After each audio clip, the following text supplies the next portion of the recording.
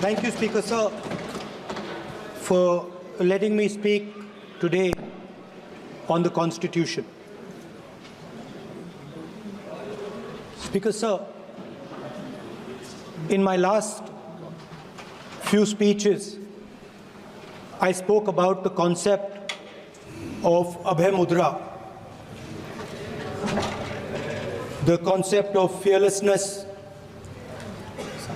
truth, and non-violence. And I showed the House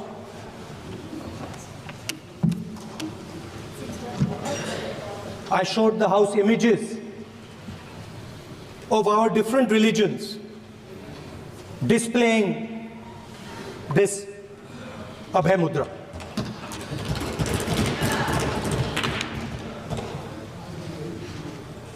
People call the Constitution the longest written Constitution in the world.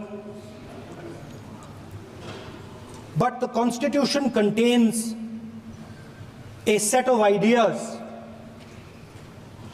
from one philosophy of our nation, one central philosophical set of ideas of our nation. When we look at the Constitution and we open the Constitution, we can hear the voice and the ideas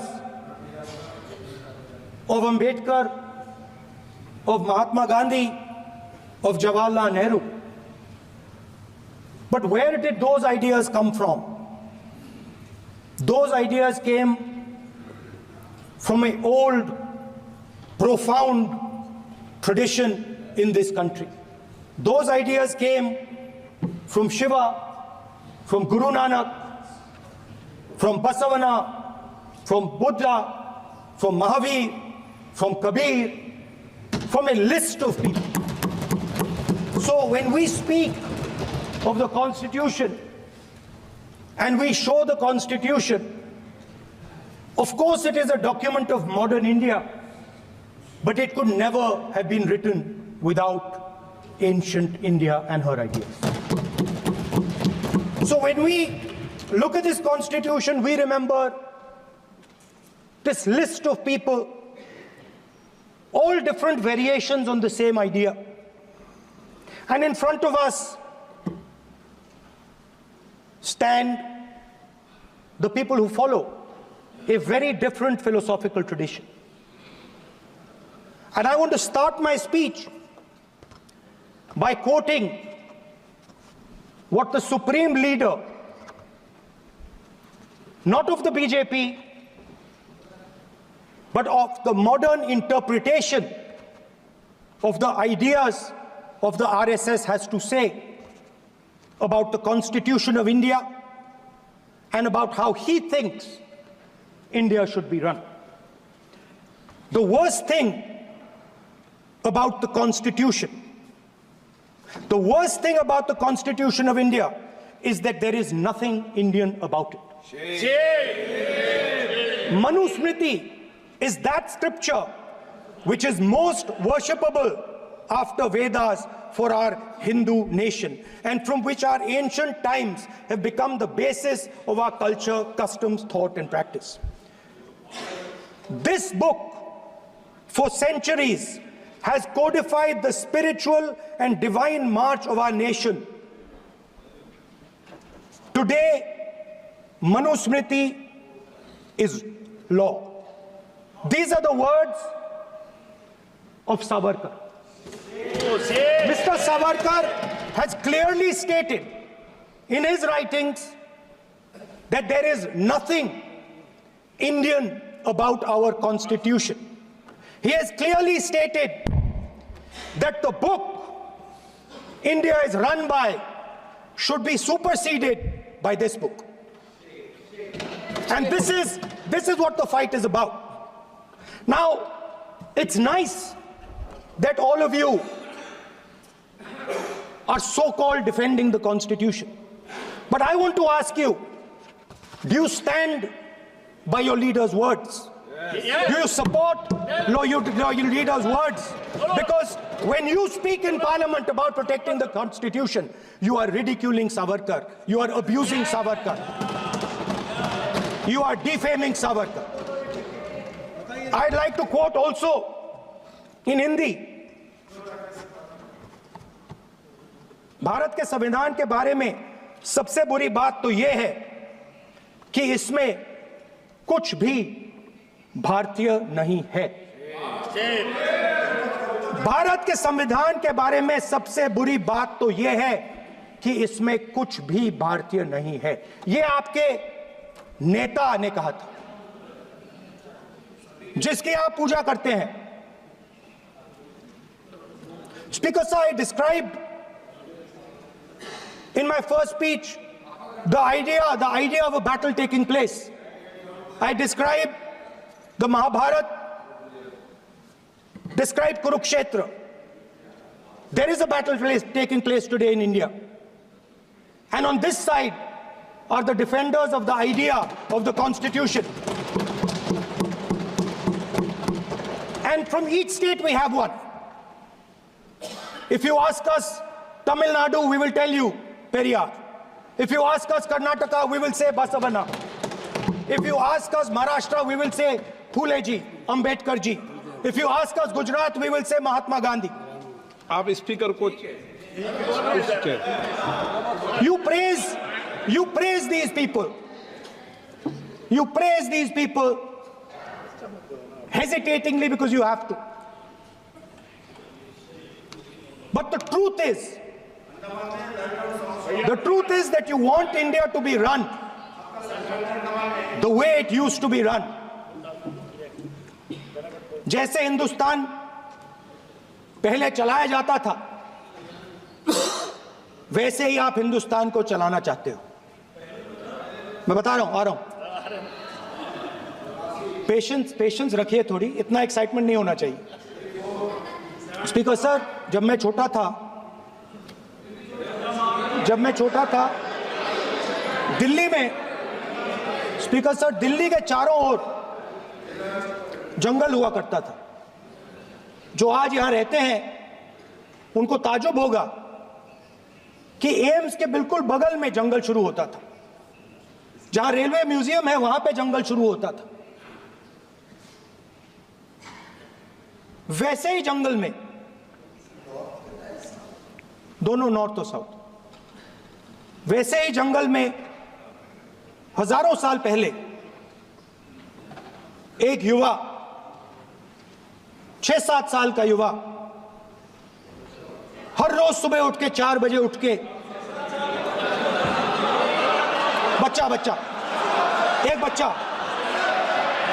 एक बच्चा, वाह बहुत बढ़िया, एक बच्चा 4 बजे उठ के तपस्या करता था। हर रोज सुबह तपस्या, हाँ, हर रोज सुबह वो धनुष उठाकर तीर कमान चलाता था और घंटे उसने तपस्या की, सालों के लिए उसने तपस्या की।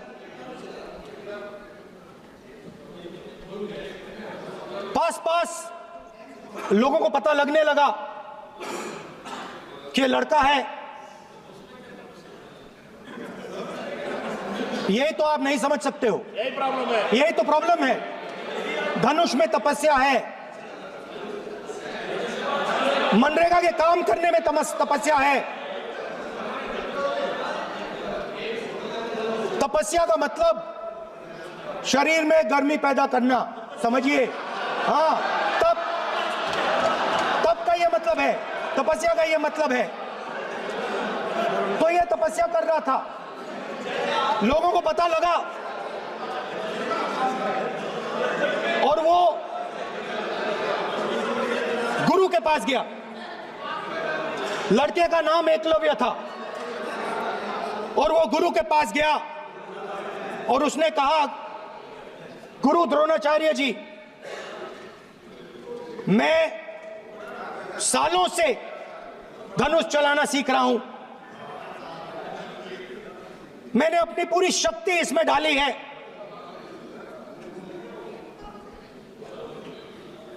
आप मेरी मदद कीजिए। आप मेरे गुरु बनिए।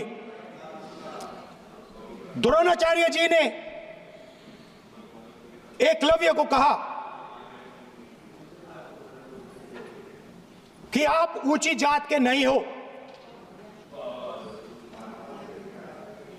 आप ऊंची जात के नहीं हो, आप द्विजा नहीं हो, मैं आपका गुरु नहीं बनूंगा, यहां से तुम चले जाओ। और एकलव्य चला गया।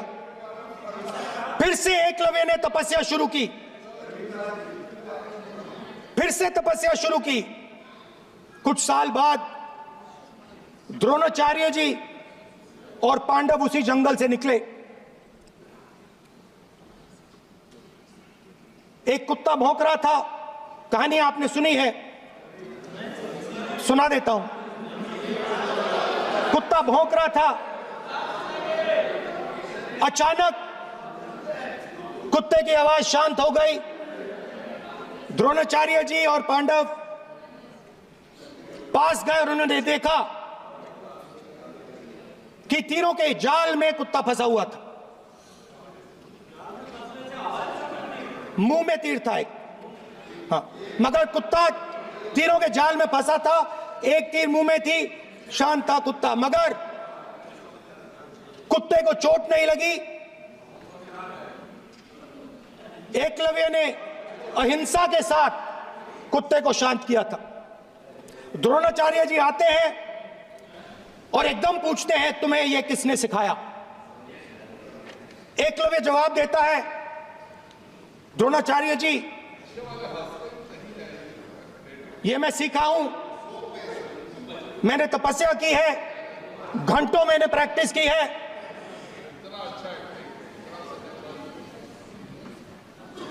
आपने मुझे गुरु बनने से मना किया था, तो मैंने एक मूर्ति, मट्टी की मूर्ति सामने रखी और मैंने प्रैक्टिस की और मैं सीखा। द्रोणाचार्य जी खुश नहीं हुए। द्रोणाचार्य जी ने एकदम कहा, तुम्हें मुझे गुरु दक्षिणा देनी है। नहीं नहीं, ये आपकी स्टोरी है, ये आपकी स्टोरी है। मेरी स्टोरी है कि द्रोणाचार्य ने पूछा।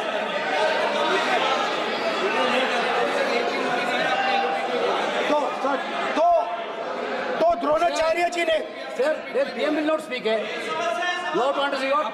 If you are not giving order, Prime Minister has to speak. That you have to understand. If you are not giving protection, if you are not giving protection to LOP, then Prime Minister has to speak here.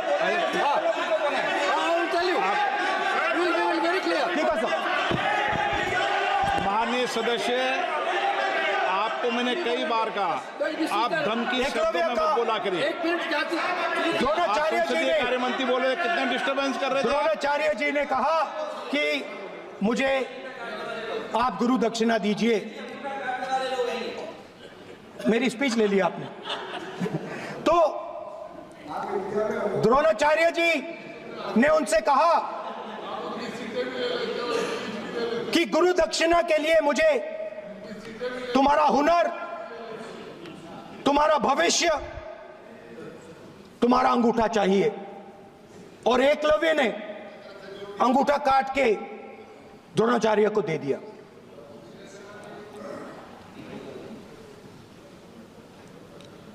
यह अभय मुद्रा है। इसमें confidence,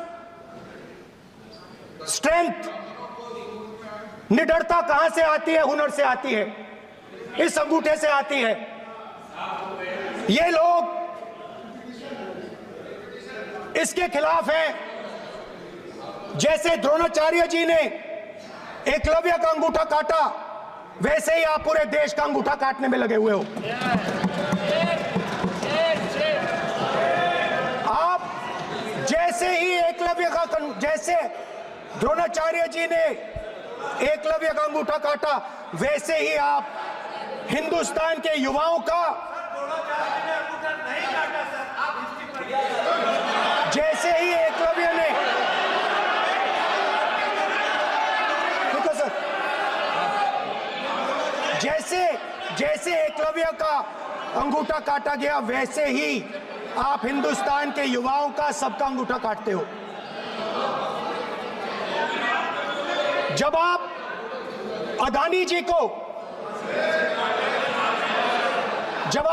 जी को धारावी देते हो, तो आप धारावी के जो एंटरप्रेन्योर्स हैं, जो स्मॉल एंड मीडियम बिजनेसेस हैं, उनका आप अंगूठा काटते हो। जब आप हिंदुस्तान के पोर्ट्स, एयरपोर्ट्स, डिफेंस इंडस्ट्री, ये सब जब आप अदानी को देते हो,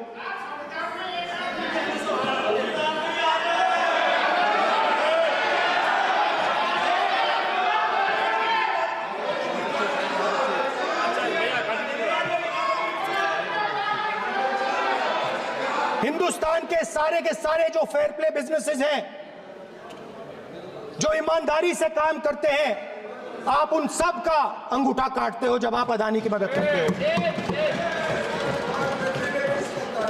कॉन्स्टिट्यूशन में लैटरल एंट्री कर आप हिंदुस्तान के युवाओं का, पिछड़ों का, गरीबों का अंगूठा काटते हो।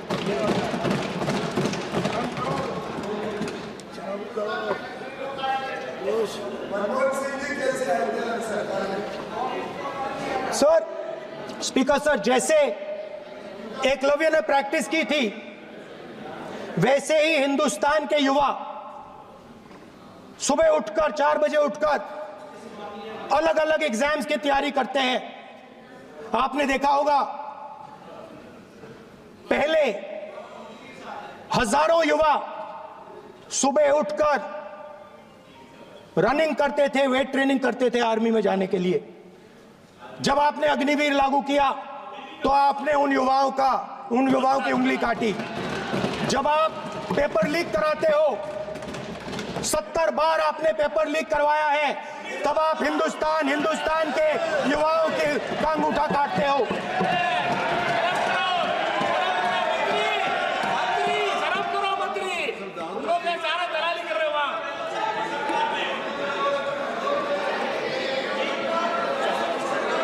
आज बाहर, दिल्ली के बाहर आपने किसानों पर टीयर गैस चलाया है, आपने किसानों पर लाठीचार्ज किया है। किसान आपसे एमएसपी मांगते हैं, सही दाम मांगते हैं, मगर आप अदानी को फायदा पहुंचाते हो, अंबानी को फायदा पहुंचाते हो और किसान का अंगूठा काटने का काम करते हो। देखिए, हम कहते हैं अभय मुद्रा, हम कहते हैं डरो मत, आप कहते हो हम आपका अंगूठा काट देंगे। ये फर्क है। एक तरफ कौन सर बोले, मेरे कहना है कि हम एक मिनट प्लीज बैठिए, आप बैठिए, प्लीज बैठिए, आप बैठिए। आज हम भारत के संविधान की 75 वर्ष की गौरवशाली यात्रा कर रहे हैं, और कर भाई ये चर्चा हुई थी कि हम संविधान की चर्चा करते समय उसकी उच्च कोटि की ये अपेक्षा है। आप स्पीकर सर, आप राष्ट्रपति नहीं है। कॉन्स्टिट्यूशन में कहीं नहीं लिखा है कि मोनोपोली होनी चाहिए। कॉन्स्टिट्यूशन में कहीं नहीं लिखा है कि पेपर लीक होना चाहिए। कॉन्स्टिट्यूशन में कहीं नहीं लिखा है कि अग्निवीर होना चाहिए। कॉन्स्टिट्यूशन में ये सब नहीं लिखा है, इसलिए मैं यहाँ रेस कर रहा हूँ। कॉन्स्टिट्यूशन में नहीं लिखा है कि हिंदुस्तान के युवाओं का अंगूठा काटना चाहिए, उनका जो हुनर है उनसे छीना जाना चाहिए।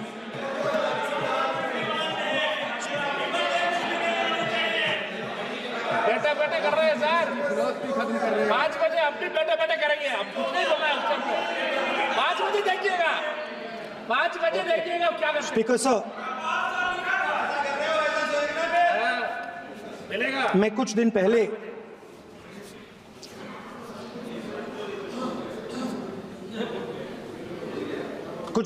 मैं हाथरस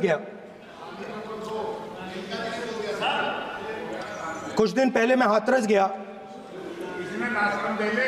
हाथरस में 4 साल पहले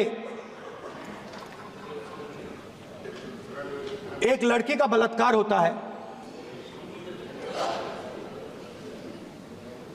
गैंग रेप होता है।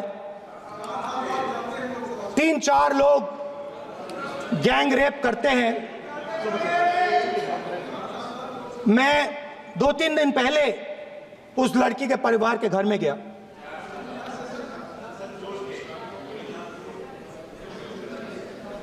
जिन्होंने गैंग रेप किया वो बाहर घूम रहे हैं और लड़की का परिवार अपने घर में बंद है। लड़की का परिवार बाहर नहीं जा सकता है। जो अपराधी हैं वो उनको रोज धमकाते हैं और वो बाहर घूमते हैं।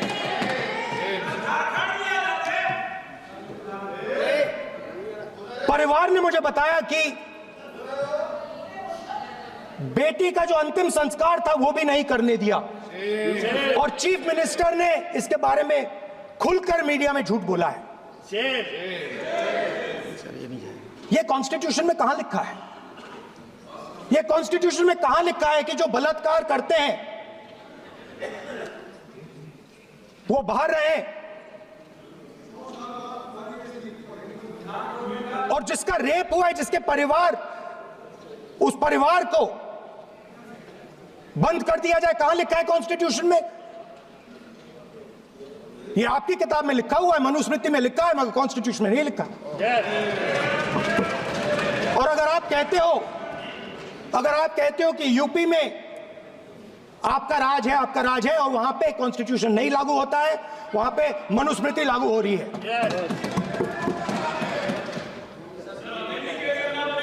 परिवार ने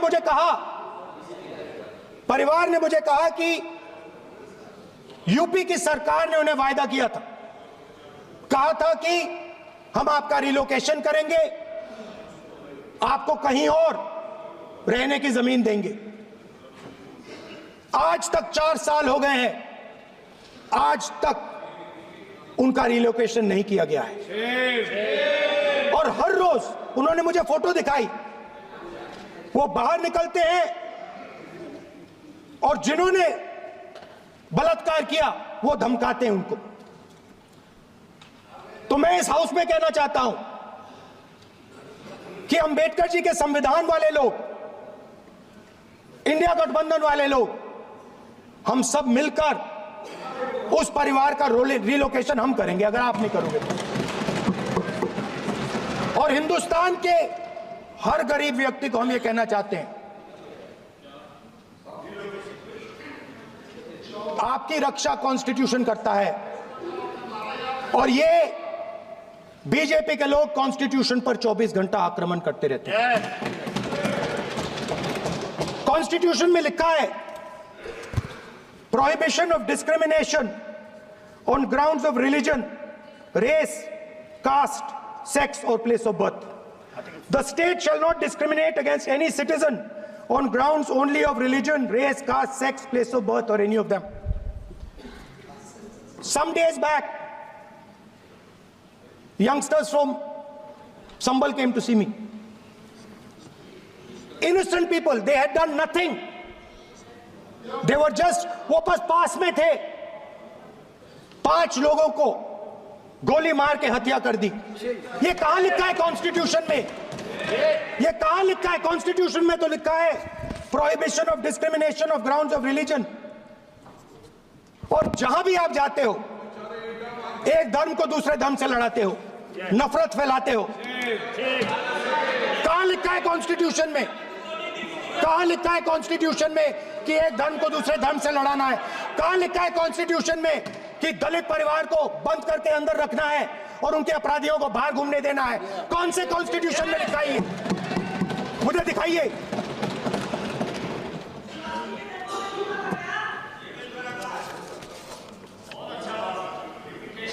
स्पीकर साहब,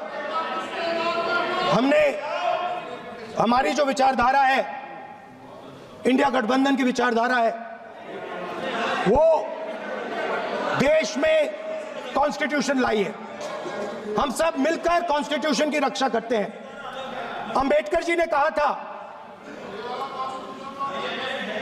if there is political equality but no social and economic equality, political equality will be destroyed।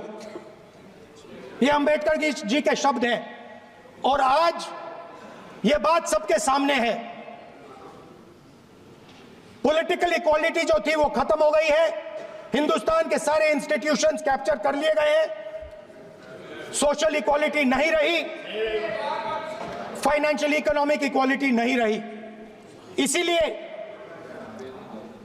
हमारा अगला कदम जाति जनगणना होगा। हम देश को दिखाना चाहते हैं कि आपने किन लोगों का और कहां कहां अंगूठा काटा है। हम दलितों को, आदिवासियों को, पिछड़ों को, किसानों को, मजदूरों को दिखाना चाहते हैं कि आपने किस किस का अंगूठा काटा है। इसलिए जो मैंने वायदा किया था, इसी हाउस में यहां हम कास्ट सेंसस लागू करेंगे और उसके बाद हिंदुस्तान में एक नए तरीके का विकास होगा, एक नई तरीके की राजनीति होगी।